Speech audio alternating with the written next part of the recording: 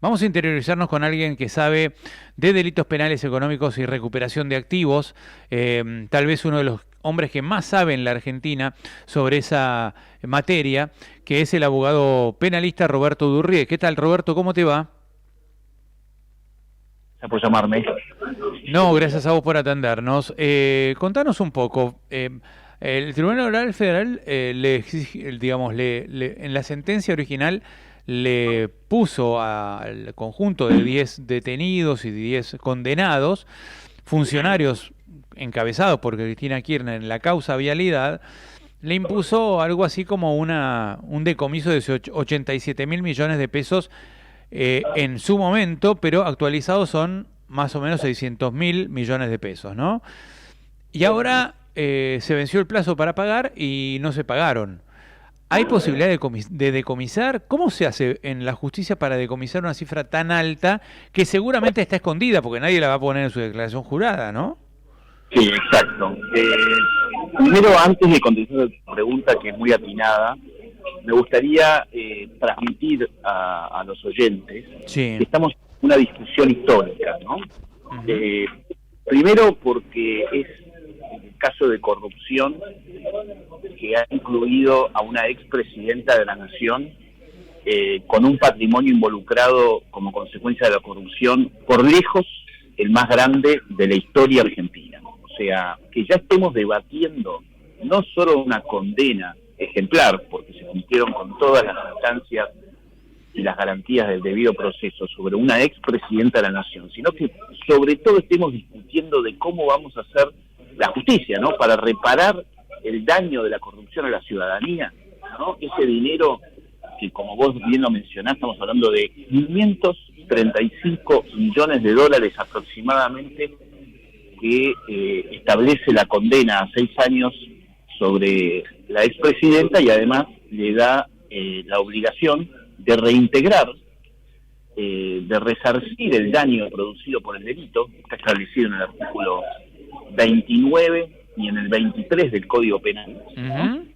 Suficiente con condenar a una persona, sino que para cumplir la pena de manera ejemplar y que pueda ser una desmotivación para futuros funcionarios públicos, es que hay que ir tras la ruta del dinero, tras Exacto. el producido del delito. Y ese es el kit de la cuestión, ¿no? Ese es el video. Te quiero hacer un puntito ahí porque vale la pena agregar esto, que es un paréntesis, pero que no es menos importante. Esta es una sola y la primera que obtiene sentencia firme de los delitos de corrupción, porque después Cristina Kirchner también está imputada en casos como Otesur, Los Sauces. En la Rosadita no estaba imputada porque ahí está imputado Lázaro Báez, pero algunos la quieren imputar porque ese dinero de Lázaro Báez en teoría venía de negocios justamente como los de vialidad. Y además, Cristina Kirchner todavía debe afrontar la causa Cuadernos, que es vialidad multiplicado por 200, porque ahí hay muchos empresarios, no es un solo empresario el que se favoreció, sino que son muchos. Correcto. Ahora, para ser sintético y que se entienda, y siguiendo con lo que Claro. está diciendo Mariano, ahora la justicia va a empezar, por decirse, un nuevo juicio, pero donde se va a discutir la conformación o reconformación del patrimonio de todos los condenados, incluyendo a Cristina Fernández de Kirchner, porque es muy común, ya lo está advirtiendo el fiscal Luciani en uno de sus pedidos últimos, es muy común que los funcionarios públicos o cualquier persona, ¿no? En este caso Lázaro Báez en particular, que esté frente a conocimiento de que se lo va a condenar, que algunos meses o años antes de que se produzca esa condena, se vaya insolventando. Claro. Entonces, para insolventarse, ¿qué es lo que hace una persona en estas circunstancias? Es muy común, lamentablemente, ver que van donando bienes, van vendiendo bienes, pero que en realidad son meras simulaciones. Claro. Le venden un bien a un primo, a un amigo, a sus hijos, se los donan. Entonces, ¿qué es lo que dice Luciano? Cristina Fernández de Kirchner hace 2 años tenía un patrimonio superior a los 5 millones de dólares, pero hace 1 año y medio donó gran parte de ese patrimonio a sus hijos. Esa donación es una simulación. Lo que estaban buscando es que cuando se los condene a resarcir el daño causado por la corrupción, no tenga suficientes bienes para afrontarlo. Con lo cual, está pidiendo Luciani que ese fruto de la donación simulada vuelva al patrimonio de Cristina Fernández de Kirchner y de esa manera pueda ser ejecutado. Porque de lo contrario... ¿Y no se puede ejecutar sobre los bienes donados ya en poder de Máximo Kirchner o de Florencia Kirchner?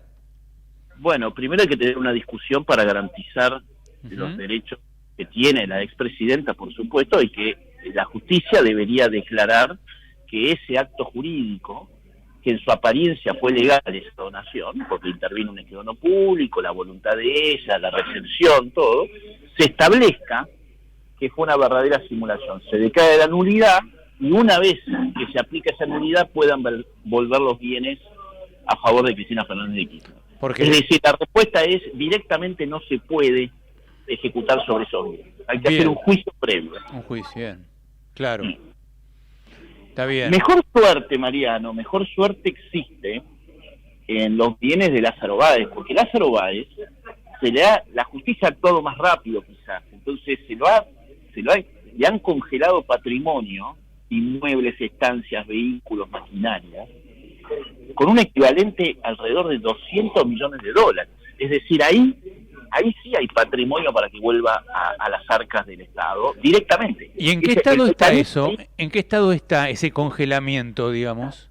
El congelamiento está perfecto, están congelados los bienes, son 200 millones de dólares, hay 440 inmuebles entre los campos, las estancias, propiedades, y alrededor de 900 vehículos y maquinarias viales. Ese patrimonio está actualmente administrado por el Estado argentino, ¿no?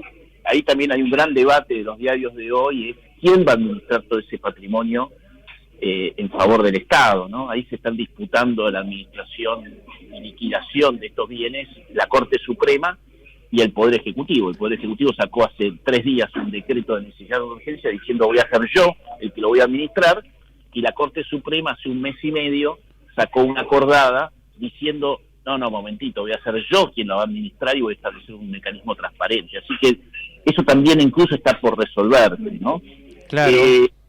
Lo importante es que en el caso de Lázaro Báez, porque acá son solidariamente responsables, es decir, lo que no tengan bienes Cristina Fernández de Kirchner para afrontar esos 530 millones de dólares que hay que resarcir, los puede tener Lázaro Báez. Y ahí Lázaro Báez, te vuelvo a repetir, Mariano, tiene 200 millones. Es decir, de los 535 que le tienen que pagar al Estado, 200 ya los tendríamos de los bienes de Lázaro Báez. O sea que Lázaro Báez está incluido en esos 534 millones, junto con, por ejemplo, con Periotti, con los otros condenados, incluso Cristina Kirchner, digamos, ¿no? Pero Periotti no tiene nada.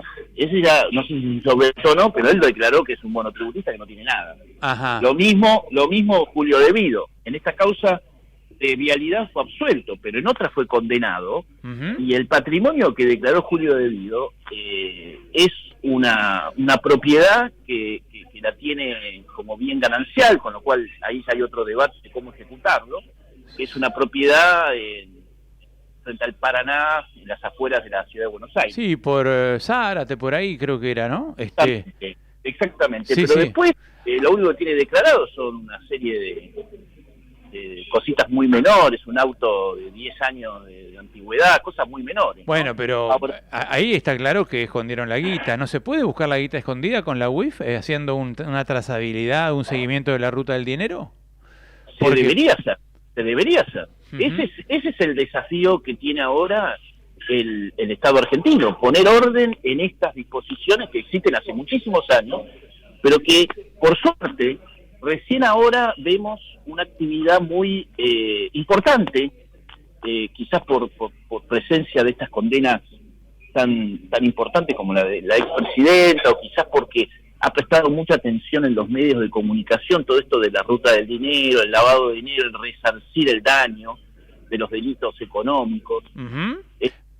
Por alguna razón recién ahora estamos empezando a ver una efectividad en esto que es tan importante, que es resarcir la comisión. Sí, sí, decomisar, resarcir y devolver al Estado. Te hago una preguntita, Roberto. Yo a veces te hago preguntas a lo mejor elementales, pero que a la gente se le puede estar rebotando en la cabeza, ¿no? Lázaro Báez tiene 200 millones de dólares que están congelados. Ahora, ¿cómo se hacen plata esos 200 millones de dólares? ¿Se rematan las propiedades? ¿Se las venden? ¿Se las tasan? ¿Hay algún organismo que pueda rematar o vender las propiedades al valor real que tienen? ¿O el Estado se podría quedar con esas propiedades y, por ejemplo, transformarlas en bienes fiscales, en bienes del Estado? No, es una pregunta muy importante. Si los bienes estuvieron identificados, embargados, congelados durante la investigación, es mucho más fácil. Por eso digo, en el caso de Lázaro Báez tenemos 200 millones de dólares para que en un par de meses se puedan ejecutar rápidamente, ¿no? Tenemos ejemplo, si se quiere, de casos de corrupción en los medios de comunicación. El caso, uno de los primeros que hubo fue el de María Julia Alzogaray, en donde se logró ejecutar su Petit Hotel y algunas otras propiedades y cuentas bancarias, y después el caso de López y algún otro caso más, en donde rápidamente se logró ejecutar en favor del Estado. Bueno, acá tenemos un caso también con Lázaro Báez. Tenemos 200 millones de dólares ya identificados, ya congelados, que se están administrando en el Estado. Ya el Estado tiene su administración, y para poder liquidarlos, ejecutarlos, que se hagan dinero y vuelvan a las arcas del Estado, se exige de un mecanismo legal muy expeditivo, diría yo, muy expeditivo, porque ya está congelado e identificado. El problema es con los bienes que el criminal, el corrupto, el narcotraficante, el crimen organizado, cualquier delito de los cuales se extraigan capitales, ¿no? Trata de personas, fraudes transnacionales, como el caso de Winans, que muchas veces hemos hablado. Ahora te iba a preguntar justamente de Winans, porque se produjeron novedades. Alejandro Musac, el principal acusado y sospechoso de un fraude multimillonario, tuvo que cambiar de abogado y renunció el abogado anterior porque no le podía pagar, porque se quiere insolventar también. Todos estos muchachos chantas, delincuentes, se insolventan y dicen, no, yo no puedo pagar al abogado, entonces despiden al abogado y lo defiende un abogado oficial. Pero eso quería hablarlo también con vos, ¿no? Bueno, la cuestión es, quizás podemos abordarlo ahora porque es asimilable. El problema es cuando las personas se han insolventado ya con anterioridad. Claro. En el caso de Cristina Fernández de Kirchner, tiene un patrimonio bastante reducido. Ella ha declarado 117 millones de pesos que dice que los tiene invertidos en acciones, y después tiene declarado 4 o 5 propiedades a su nombre. Los hoteles, algunas sociedades, algún auto, su casa en Santa Cruz, la casa de Recoleta, pero después el resto de los bienes ella los ha donado. Entonces, ahí es el problema, ¿no? Cómo restituir el patrimonio de esas simulaciones o posibles simulaciones, siempre obviamente respetando el derecho de defensa. Ya Veraldi, su defensor, ha hecho planteos muy correctos, diría yo, que son los que se van a tener que debatir en los próximos meses también en la justicia, ¿no? Y te pregunto, además de los bienes que sabemos que Cristina, con sus 200 millones de dólares, donó a sus hijos y demás, los otros imputados y condenados, ya con condena firme, ¿tienen bienes que pueden ser hallables por la Unidad de Información Financiera o por el Estado, algún organismo, la Procelac? ¿Tienen bienes? ¿Se sabe eso? En la causa vialidad sí se sabe. Sí. En el caso de Cristina Fernández de Kirchner, que ya lo acabo de mencionar, su patrimonio. Después tenés a José López, que no tiene prácticamente nada declarado, salvo los 9 millones que le encontraron ahí saltando la reja del convento. Esa reja del convento famoso. Sí. Pero después tenés a 5 o 6 funcionarios de vialidad, que son todos monotributistas, y después lo tenés a Nelson Pediotti, que era el titular de vialidad, que también se declaró monotributista y que no tiene un centavo. Claro. Así que ahí el que tiene plata ya embargada, insisto, es Lázaro Báez. Claro. Que se lo condenó en vialidad, se lo condenó a 6 años, y al resarcimiento solidario de 535 millones de dólares. Ahí sí hay plata para cobrar, ¿no? Y te hago una preguntita, Roberto, vos que conoces el paño. Cuando estuvo Mariano Federici y María Eugenia Talerico al frente de la UIF, detectaron hasta el 2015, hasta el 2019, cuando ellos tuvieron la gestión, unos 9.600 millones de dólares, digamos, productos de 32 o 35 hechos de corrupción, no necesariamente de Cristina Kirchner, sino de muchos funcionarios, de muchos delincuentes, estafas y demás. ¿Vos creés que esos dólares se pueden decomisar, los que descubrió la UIF? Y la pregunta encadenada es, ¿hoy la UIF tiene voluntad de hacerlo? Bueno, a ver, primera pregunta, sí. Quizás las gestiones de la UIF que más han trabajado en el tema de recupero de activos, sin lugar a dudas, fue la UIF de Federici y de Talerico, ¿no? Sí. UIF puso mucho el foco en seguir la ruta del dinero de la corrupción, sobre todo del ex secretario privado de Héctor Kirchner, de Muñoz, ¿no? Claro. Y han identificado propiedades en Nueva York, en islas, en paraísos fiscales, en Miami. Todos esos bienes que fueron embargados y congelados están bajo investigación y actualmente se está yendo tras la ruta del dinero y se está tratando de decomisar y liquidar, ¿no? Se han dado las órdenes de liquidación de todos esos bienes que están en el extranjero, ¿no? Bien. Lleva tiempo, pero todo eso está en camino, todo eso se está haciendo porque el trabajo fue muy efectivo, fue muy, muy efectivo. Hay algunos países, y esto también es importante decirlo, que tienen una cultura del recupero de activos mucho más histórica que la nuestra. Entonces, por ejemplo, países como Suiza, si uno va, o como un particular que quiere recuperar los activos, por ejemplo, en el caso de Winans, en favor de las víctimas, o de fraude, de lavado, o el mismo Estado, un Estado extranjero, por ejemplo, la Argentina, que quiera recuperar los bienes que estén ahí, uno se asocia prácticamente al Estado. Por ejemplo, Suiza tiene una ley de recupero de activos donde dice, bueno, muy bien, yo te voy a ayudar a recuperar todos estos activos, te voy a ayudar activamente, tengo un departamento especializado en esto, y te lo voy a recuperar. Ahora, el 30% de lo que recuperes es para el Estado suizo. Es como una tasa de justicia, ¿no? Uno se asocia, la víctima, ya sea Estado o particular, se asocia al Estado que tiene que hacer esa tarea de recupero y te cobran un porcentaje de tasa de justicia. A mí me parece que ese es un sistema muy, muy efectivo y muy importante, donde existe la motivación de poner a disposición el Estado en el recupero de activos, ¿no? Exacto. Y en el caso de Winans, ¿en qué estado está? ¿Se puede recuperar todo lo que se dice que fugó o vació o liquidó Alejandro Musac, que era el dueño de Winans, que dejó en el tendal a más de 15.000 ahorristas, 15.000 inversores más o menos, ¿no? Entre Argentina, Estados Unidos, España. ¿Cómo lo ves eso? En el caso de Winans, lo primero que ha sucedido, yo diría histórico en el caso de Winans, es haber convencido a los jueces, que las víctimas convencen a los jueces, algo que le venía siendo de mucha efectividad a los imputados, principales imputados, como por ejemplo el señor Musac, que fue convencer a los jueces que había que investigar todos los delitos que estaban desparramados por ahí, el fraude, el lavado, y delitos como balances falsos y demás, que sean todos investigados en conjunto por un único juez y un único fiscal.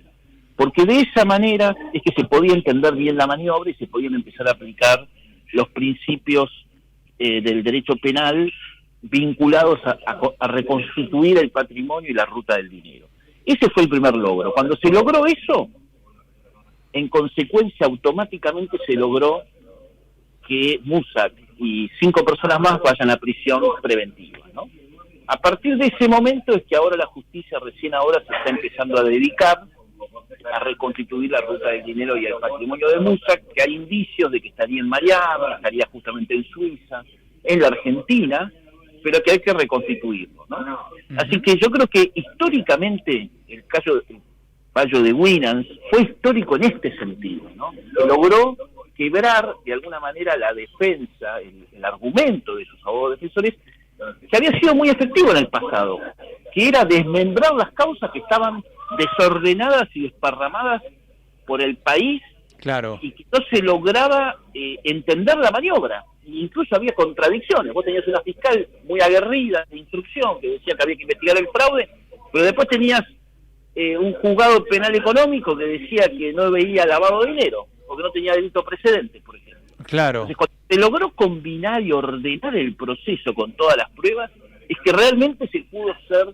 efectivo con la defensa de las garantías de las víctimas, ¿no? Exacto. Así que yo creo que ese es el motivo principal por el cual Mossack, además de que dice que no tiene un centavo, cuando en realidad se quedó con 3.000 millones de dólares o más de toda esta operación, que han desaparecido entre un engranaje de un montón de sociedades pantalla y testaferros que tenía armado, de desviar todo ese dinero hacia lugares inhóspitos del mundo, para poder borrar la ruta del dinero y seguir con ese estado de impunidad. Bueno, yo creo que lo primero que se logró fue el fallo ejemplar que unificó la maniobra en su conjunto.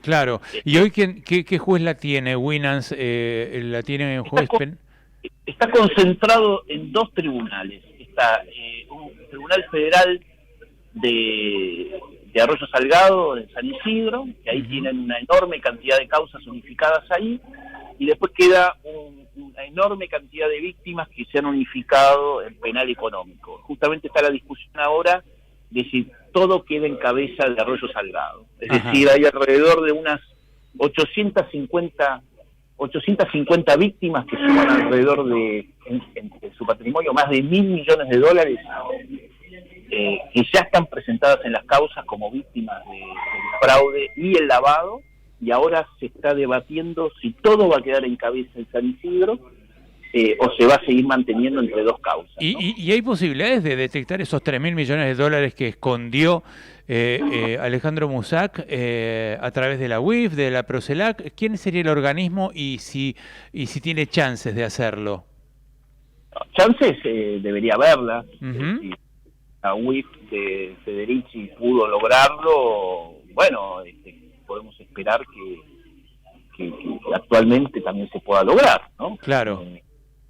Una de las finalidades de la Unidad de Información Financiera es esta tarea: ayudar a los jueces y a los fiscales de todo el país en recuperar los activos, en identificar las maniobras contables, financieras, de ocultamiento de todo el derivado del delito. Bien. Estamos hablando nada más y nada menos que más de 3.000 millones de dólares. Tremendo. Es una estafa piramidal, para que lo sepa la gente.